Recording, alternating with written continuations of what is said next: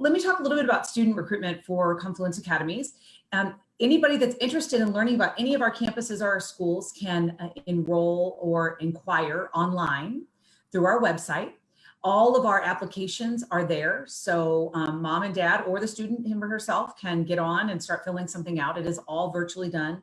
As well as starting with next week, all of our buildings will have someone there, one person in the office, being safe with a mask on and social distancing, with hard copies for families that want to stop by and pick up something and maybe ask questions in person. Had a few requests for that. For our Grand Center Arts Academy school, there is that is a school who's interested in learning more about that. Is a little bit process in that we have an audition process.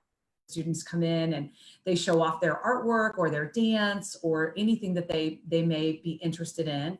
It is going to be done virtually right now, obviously, as well. You would have a meeting with the head of school, Ashley Olson, and then they would show some of their work or perform in some way, shape, or form. And then that allows the staff to place the students in the appropriate classes certainly for dance and for visual art and vocal music, etc.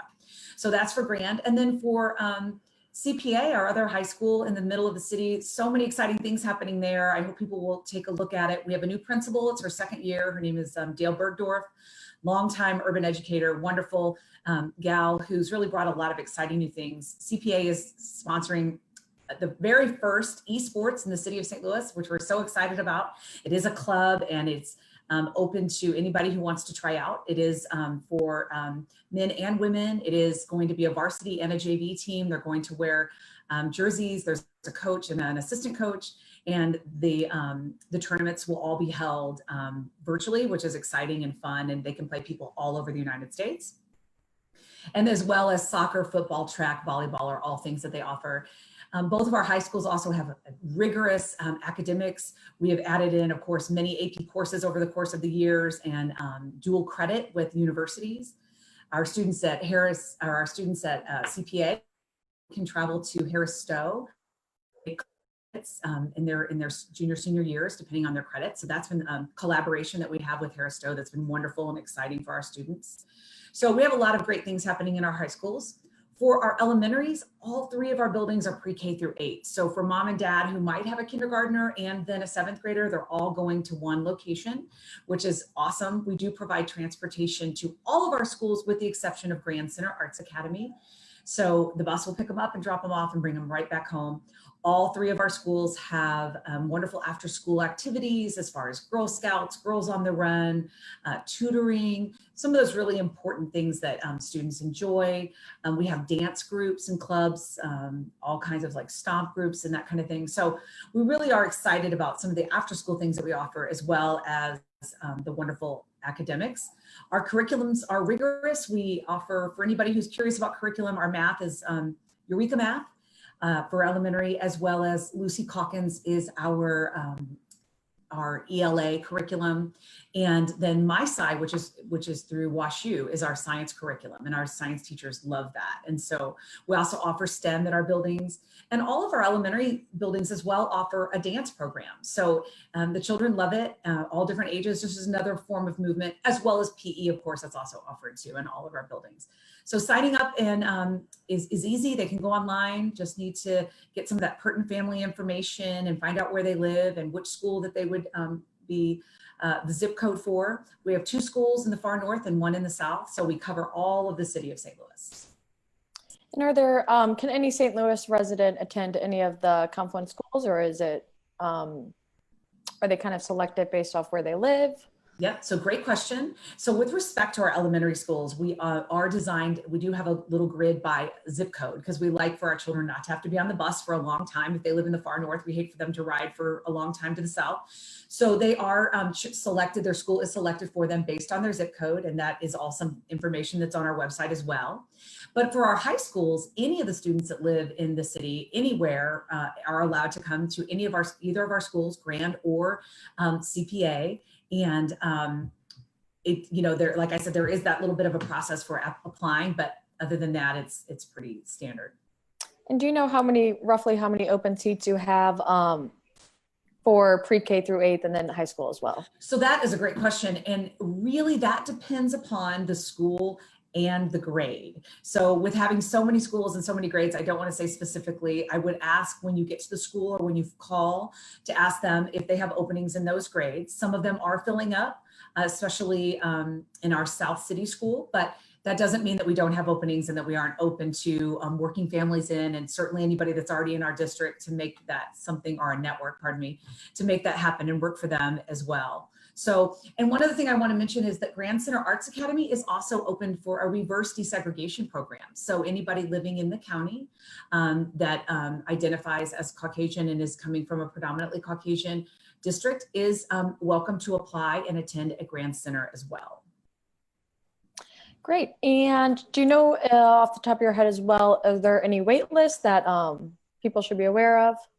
So when they contact the school, they'll be informed about that. I know some of our pre-K programs do already have wait lists, not all of them, but some of them. And again, it's from school to school, but we are open to opening more pre-K classrooms. So if our wait list gets large enough, then we see, oh gosh, we already have 18 people waiting, let's open another class. And so we do that. So what I would encourage the families that are listening today is to get on that list, and then that helps us see how many are interested and helps us in our hiring and getting ready for the upcoming school year, which for us is, right around the corner. Mm-hmm. Yeah, thank you so much. Just a few more questions. How do you serve kids with special needs? Oh, great question. So we have a really robust special education department. I'm so glad you asked about that. We have a director of special education that oversees the entire department. And then as the pyramid works out, we have what we call process coordinators at every single one of our buildings. The process coordinators then in turn work with all of the special education teachers and all of the speech pathologists, the ELL or ESOL teachers, as well as the paraprofessionals and the OTs and PTs that we have in each building. So all of our children that come with IEPs and 504s, those are looked at very carefully and then evaluated. And then of course we serve any of the needs that they come with. And we have a wonderful team of special educators at just every school. I feel so confident in what they can do and have done and continue to do. So I'm glad you asked about that. Great. Let's see. Do you have any data maybe around how well your kids do on standardized tests or the college acceptance rate, or can you touch on that a little bit? So again, all of that is on our website and it depends school by school. And it also goes grade by grade, but we do share all that on our website. And we've seen a continuous upswing over the last, I'd say 4 years. We have had a new CEO. Her name is Dr. Carter Oliver, and she has really helped us achieve some great things.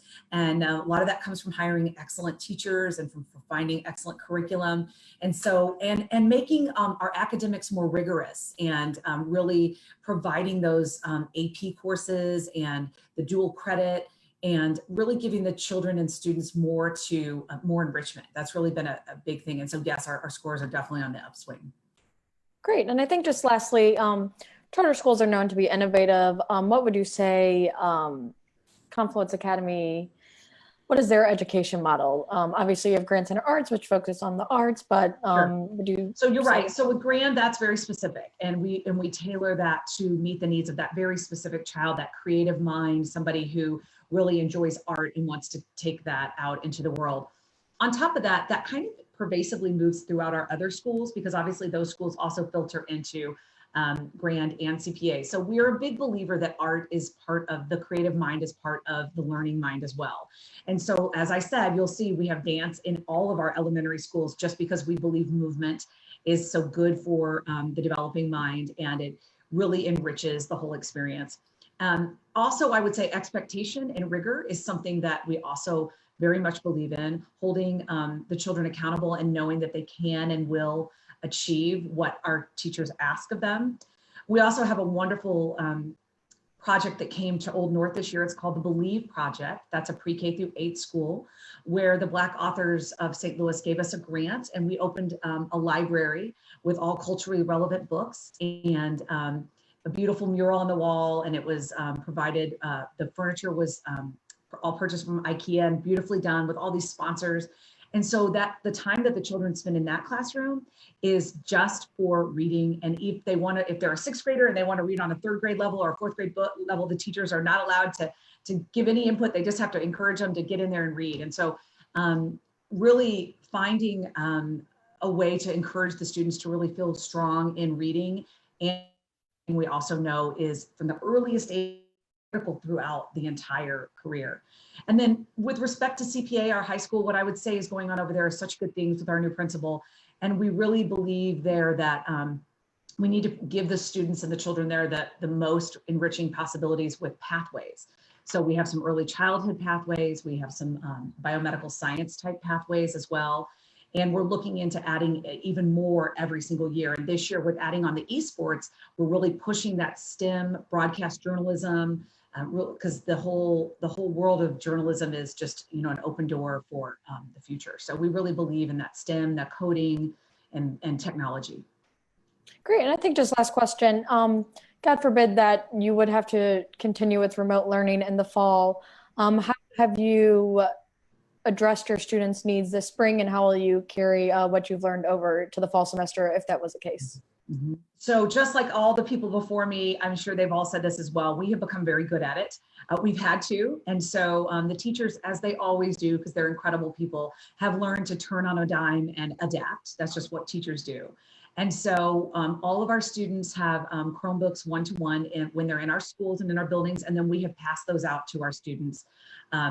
Moving forward, we're also adding more instructional technology coaches to our team so that we have an even more robust technology team that's there to support, help, and guide them. Our teachers are being trained on Accelis right now as we speak. In fact, there's a whole group of them together on a Zoom call, and they're all being trained on that so that they're ready to really get ready. And even for the little children, even for the little ones, we know it's not just for high school kids, because if we end up back in this scenario, we know that we have to be there and we have to be ready. And so we are making steps every single day. Our summer school is going to be online, and we are gearing up for that as well. Students that don't attend Confluence Academy are welcome to join our summer school, and they can reach out to their local school or to me, and I can direct them in the right way. So if they want to be a part of a fun summer school learning, they're more than welcome to do that. That's great. Well, I think if there's no more questions, I'll let you go. Thank you so much for joining us today. Well, thank you for having me. Great. Have a good day. Have a good day.